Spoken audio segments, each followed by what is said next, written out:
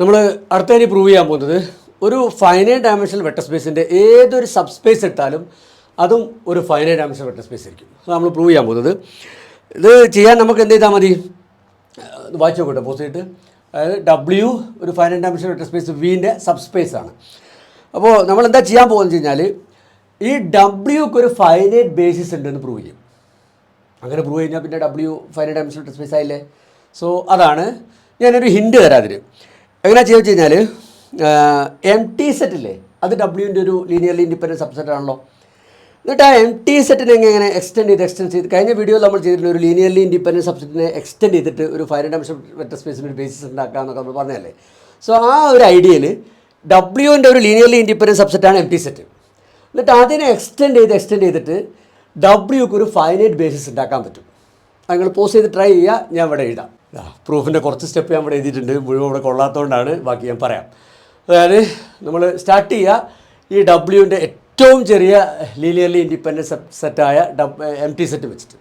ഈ M T set തന്നെ ഡബ്ല്യുവിനെ സ്പാൻ ചെയ്യുകയാണെങ്കിൽ ഡബ്ല്യു അപ്പം എന്താണ്, 0 ഡയമെൻഷണൽ വെക്ടർ സബ് സ്പേസ് ആണ്. So W is finite dimensional അല്ലേ. നമുക്ക് ഡബ്ല്യു ഫൈനൈറ്റ് ഡയമെൻഷനാണ് കാണിച്ചാൽ മതി എന്തായാലും. അപ്പോൾ എം ടി സെറ്റ് തന്നെ ഡബ്ല്യുവിനെ സ്പാൻ ചെയ്യുകയാണെങ്കിൽ ഡബ്ല്യു ഈസ് ഫൈനൈറ്റ് ഡയമെൻഷണൽ. ഇനിയല്ല, എം ടി സെറ്റ് ഡബ്ല്യുവിനെ സ്പാൻ ചെയ്യുന്നില്ല. അപ്പോൾ അതിൻ്റെ അർത്ഥം എന്താ, ഡബ്ല്യു 0 സ്പേസ് അല്ലാതെ അർത്ഥം, ഡബ്ല്യുവിൽ 0 അല്ലാത്ത മറ്റ് വെക്ടേഴ്സും ഉണ്ട്.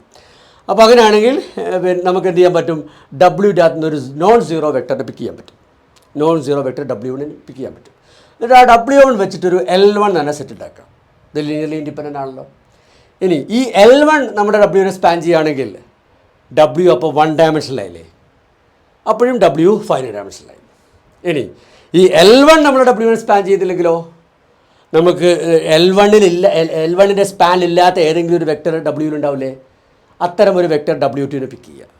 എന്നിട്ട് ആ W2നെ ഈ L1ൻ്റെ കൂടെ ചേർത്തിട്ട് പുതിയൊരു ലീനിയർലി ഇൻഡിപെൻഡൻറ്റ് സെറ്റ് ഉണ്ടാക്കുക, W1 W2. നമുക്കറിയാം ഒരു ലീനിയർലി ഇൻഡിപെൻഡൻറ്റ് സെറ്റിനോട് അതിൻ്റെ സ്പാനിലില്ലാത്തൊരു വെക്ടറിനെ ആഡ് ചെയ്ത് കഴിഞ്ഞാൽ നമുക്ക് വീണ്ടും ഒരു ലീനിയർലി ഇൻഡിപെൻഡൻറ്റ് സെറ്റാണ് കിട്ടുക. അപ്പോൾ അതുകൊണ്ട് തന്നെ ഈ L2 എന്തായിരിക്കും, ലീനിയർലി ഇൻഡിപെൻഡൻറ്റ് സെറ്റ് ആയിരിക്കും. ഓക്കെ, സോ ഇനി ഈ L2ൻ്റെ സ്പാൻ എടുക്കുമ്പോൾ നമ്മുടെ W കിട്ടുകയാണെങ്കിലോ W2 ഡയമെൻഷനിലായിരിക്കും. Hence W is finite dimensional. ഇനി ഈ L2ൻ്റെ സ്പാൻ എടുക്കുമ്പോൾ W2 കിട്ടുന്നില്ലെങ്കിൽ നമുക്ക് വീണ്ടും എന്ത് ചെയ്യാൻ പറ്റും, L2ൻ്റെ സ്പാനിലില്ലാത്തൊരു വെക്ടറിനെ W പിക്ക് ചെയ്യാൻ പറ്റും. അതിനെ ഈ L2നോട് കൂട്ടിയിട്ട് ഒരു അത്തരം ഒരു വെക്ടറിനെ W2 എന്ന് വിളിക്കുക. എന്നിട്ട് അതിനെ L2നോട് ആഡ് ചെയ്യുക. അപ്പോൾ നമുക്ക് ഒരു L3 കിട്ടും. അതിൽ എലമെൻറ്റ്സ് ഏതൊക്കെ ആയിരിക്കും, W1 W2 W3. എന്നിട്ട് ആ L3ൻ്റെ സ്പാൻ എടുക്കുമ്പോൾ W കിട്ടുന്നുണ്ടോ നോക്കുക. കിട്ടുന്നുണ്ടെങ്കിൽ W ഈസ് ഫൈനൈറ്റ് ഡയമെൻഷണൽ. കിട്ടുന്നില്ലെങ്കിൽ വീണ്ടും നമുക്ക് എന്ത് ചെയ്യാൻ പറ്റും, ആ L3ൻ്റെ സ്പാൻ ഇല്ലാത്തൊരു വെക്ടറിനെ W പിക്ക് ചെയ്യാൻ പറ്റും. എന്നിട്ട് നമുക്ക് L4 എന്ന് പറഞ്ഞ ലീനിയർലി ഇൻഡിപെൻഡൻറ്റ് സെറ്റ് ഉണ്ടാക്കാൻ പറ്റും. അങ്ങനെ മുന്നോട്ട് പോകാം. ഈ മുന്നോട്ട് പോക്ക്, ഈ എക്സ്റ്റൻഷൻ എപ്പോഴാണ് നിൽക്കുക, ഒന്ന് പോസിറ്റ് ആലോചിച്ച് നോക്കൂ. ഇത് നിൽക്കണമെങ്കിൽ ഈ സ്റ്റെപ്പുകൾ ആലോചിച്ചാൽ മനസ്സിലാവും. ഇത് നിൽക്കണമെങ്കിൽ നമുക്കൊരു ലീനിയർലി ഇൻഡിപെൻഡൻറ്റ് സെറ്റ് ഡബ്ല്യുവിനെ സ്പാൻ ചെയ്യുന്നത് കിട്ടണം അല്ലേ.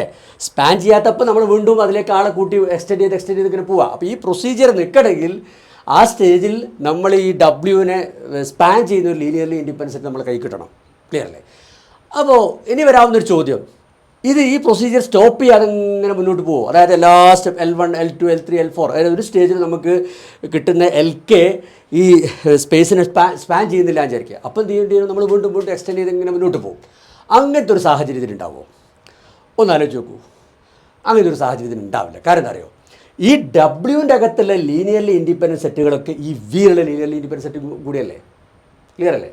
പക്ഷേ ഈ വിയിൽ വരാവുന്ന ഒരു ലീനിയർലി ഇൻഡിപെൻഡൻറ്റ് സെറ്റിൻ്റെ മാക്സിമം കാർഡിനാലിറ്റി എത്ര, അത് ഈ വിൻ്റെ ഡയമെൻഷൻ എത്ര ആണോ അത്രയല്ലേ ഉള്ളൂ മാക്സിമം കാർഡിനാലിറ്റി. ക്ലിയർ അല്ലേ. അതായത് നമ്മളെ വി ഫൈനൈറ്റ് ഡയമെൻഷനിലാണ്. സപ്പോസ് വിൻ്റെ ഡയമെൻഷൻ N വിചാരിക്കുക. അപ്പം ഈ വിയിലെ ഒരു ലീനിയർലി ഇൻഡിപെൻഡൻറ്റ് സെറ്റിൻ്റെ മാക്സിമം കാർഡിനാലിറ്റി N അല്ലേ വരുള്ളൂ. അപ്പോൾ അങ്ങനെ ആകുമ്പം ഡബ്ല്യുവിൽ വരുന്ന ഒരു ലീനിയർലി ഇൻഡിപെൻഡൻറ്റ് സെറ്റിൻ്റെ മാക്സിമം കാർഡിനാലിറ്റി എത്ര വരും, അതും N വരാൻ പറ്റുള്ളൂ.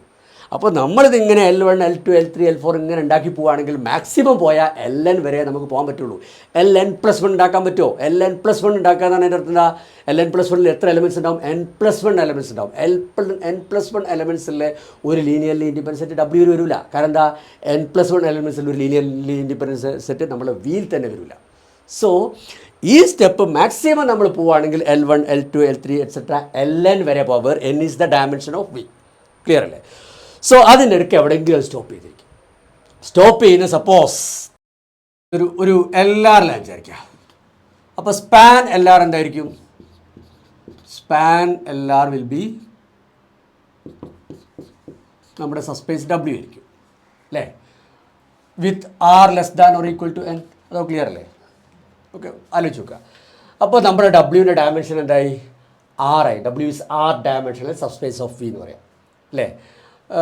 അപ്പോൾ നമ്മൾ പ്രൂഫൊക്കെ അവിടെ ആയി കഴിഞ്ഞു ഓൾറെഡി അല്ലേ. അപ്പോൾ W R ഡയമെൻഷണൽ ആയതുകൊണ്ട് തന്നെ W ഇസ് ഫൈനൈറ്റ് ഡയമെൻഷണൽ. ഇവിടെ ഞാനൊരു കാര്യം കൂടി ഇവിടെ സ്ട്രെസ് ചെയ്ത് പറയട്ടെ. അതായത് R less than or equal to N. R എന്ന് പറഞ്ഞു കഴിഞ്ഞാൽ നമ്മുടെ ഡബ്ല്യുവിൻ്റെ ഡയമെൻഷൻ, N എന്ന് പറഞ്ഞു കഴിഞ്ഞാൽ നമ്മുടെ വിൻ്റെ ഡയമെൻഷൻ. അപ്പോൾ എനിക്ക് ഇങ്ങനെ പറഞ്ഞൂടെ, dimension of W is less than or equal to dimension of V എന്ന് പറയാം.